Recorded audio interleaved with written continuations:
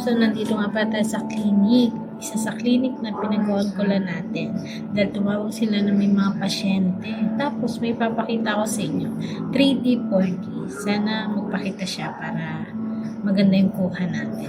So, hindi ko na nabidyohan yung mga travel ko kasi medyo malayo-layo to. So, yun na nga. Panoorin nyo na lang dito.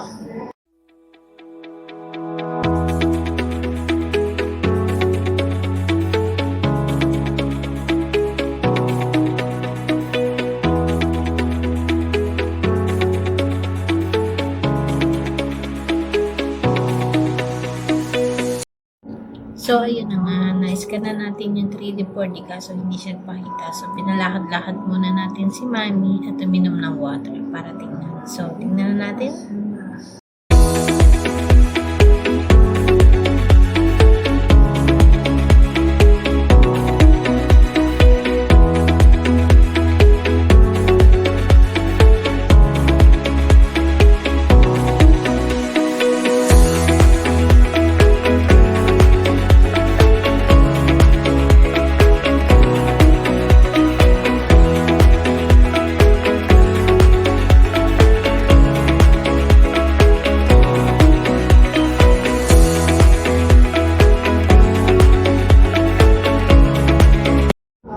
So, meron na nga tayo na 3D, 4D, kaso hindi nagpakita yung BB.